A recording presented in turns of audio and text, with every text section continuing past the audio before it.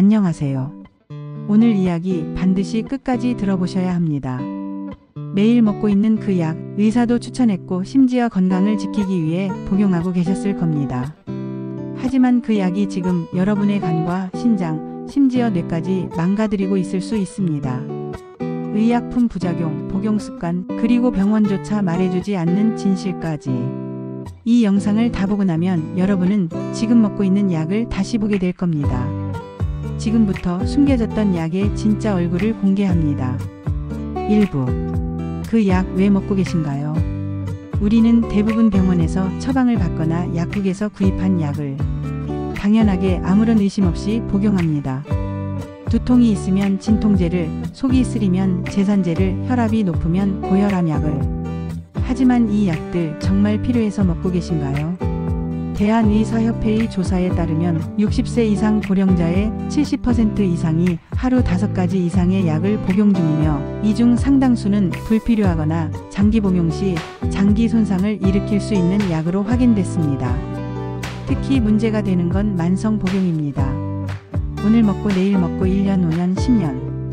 그 사이에 우리의 간, 신장, 심장, 뇌는 계속해서 손상되고 있을 수도 있습니다. 2부. 가장 위험한 약 1위 진통제. 진통제는 우리가 가장 흔히 접하는 약 중 하나입니다. 두통, 관절통, 허리 통증 그냥 습관처럼 한 알씩 삼키곤 하죠. 하지만 NSAIDs 비스테로이드성 소염진통제라고 불리는 약, 대표적으로는 이부프로펜, 나프록센 같은 성분은 장기 복용 시 다음과 같은 부작용을 유발할 수 있습니다. 위장 출혈, 신장 기능 저하, 고혈압, 심혈관계 문제. 특히 60세 이상은 체내 대사 능력이 떨어지기 때문에 같은 약도 더 강한 부작용을 일으킬 수 있습니다. 실제로 한 환자 사례입니다. 72세 여성 무릎 통증으로 3년간 진통제 복용. 어느 날 갑자기 소변량이 줄고 부종이 생기기 시작했습니다. 병원 진단은 만성 심부전. 원인은 진통제 장기 복용이었습니다.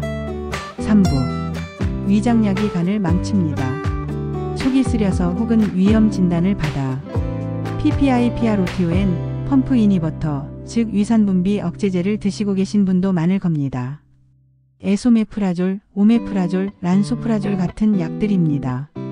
하지만 문제는 이 약을 6개월 이상 장기 복용할 경우 다음과 같은 문제가 나타날 수 있다는 것입니다. 간효소 수치 상승, 간기능 저하, 장내 미생물 균형 붕괴, 칼슘, 마그네슘 흡수 저해 골다공증 유발. 심지어 최근 연구에선 PPI 복용자에게 치매 발병률이 더 높다는 연구 결과도 발표됐습니다. 4부. 고혈압약, 당뇨약 꼭 먹어야 할까? 고혈압약과 당뇨약 복용하시는 분들 많습니다.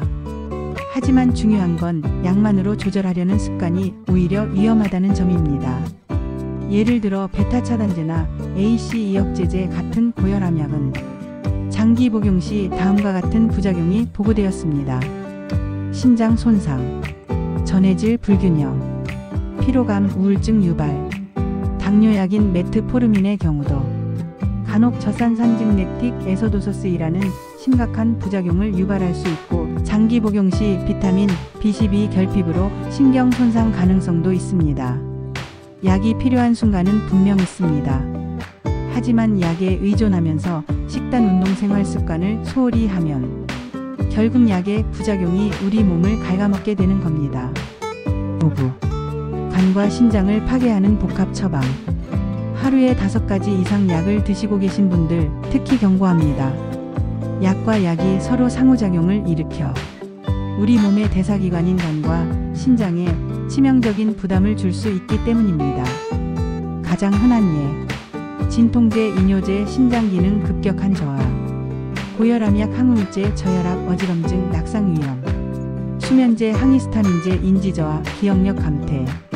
서울의 한 노인병원에서는 입원 환자 10명 중 4명이 약물 부작용 또는 과다 복용으로 인한 증상으로 입원했다고 밝혔습니다. 6부. 병원도 약국도 말해주지 않는 이유. 왜 이런 위험한 정보를 병원이나 약국에서는 미리 말해주지 않을까요? 그 이유는 단순합니다. 의료 시스템 자체가 약 처방 중심으로 돌아가고 있기 때문입니다. 그리고 다수의 의사는 환자 한 명당 5분도 채 되지 않는 시간 동안 진료를 봅니다. 약물 복합작용까지 하나하나 설명할 여유도 시스템도 없습니다. 더불어 일부 제약사와 병원 간의 관계도 의심받고 있습니다. 한 연구에서는 불필요한 처방이 전체 약 처방의 30% 이상이라는 결과도 나왔습니다. 즉, 우리 몸보다 관행이 우선되는 현실인 겁니다. 7부. 그럼 어떻게 해야 하나요? 자, 여기서 중요한 건 공포가 아닙니다. 이제부터 실질적으로 어떻게 약을 줄이고 장기를 보호할 수 있는지 알려드리겠습니다. 복용 중인 약 리스트 작성하기. 모든 약을 정리하고 성분과 용도를 정확히 파악하세요. 의사에게 약 줄이기 상담 요청. 전문의에게 이 약 꼭 필요한가요? 라고 직접 질문하세요. 많은 의사가 이런 질문을 반깁니다. 건강보험공단의 약물관리 서비스 이용. 약물 중복관리 서비스를 통해 공인 약사와 무료로 상담할 수 있습니다. 생활습관 개선. 약보다 중요한 건 식단, 운동, 수면입니다. 특히 혈압과 혈당은 생활습관으로도 충분히 개선 가능합니다. 약사 상담 적극 활용하기. 약국에서도 무료로 복약 상담을 받을 수 있다는 거 알고 계셨나요? 8부. 실제 사례 약을 줄이고 되살아난 사람들. 정모 씨 68세 하루 9가지 약 복용 중 부작용으로 입원. 약을 4가지로 줄이고 건강회복. 김모 씨 74세 위장약, 고혈압약, 진통제 복용 중 치매 증세. 약 중단 후 인지 능력 회복. 이모 씨 66세 무릎 통증 때문에 진통제 복용 5년, 신장 기능 40% 남원. 복약 중단 후 악화 멈춤. 이 사례들은 단순한 우연이 아닙니다. 지금 여러분도 약만 덜어내도 생명력을 되찾을 수 있습니다. 아우트로. 지금 여러분의 식탁 위에 있는 그 약. 혹시 장기를 망가뜨리고 있는 건 아닐까요? 우리 몸은 한번 망가지면 회복이 쉽지 않습니다. 늦기 전에 지금 복용 중인 약을 다시 한번 살펴보시기 바랍니다. 그리고 무엇보다 내 몸을 지키는 건 약이 아니라 내 의지와 생활임을 기억하세요. 영상이 도움이 되셨다면 구독과 좋아요 그리고 알림 설정 꼭 부탁드립니다. 앞으로도 여러분의 건강을 지키는 중요한 정보 더 깊고 정확하게 전해드리겠습니다.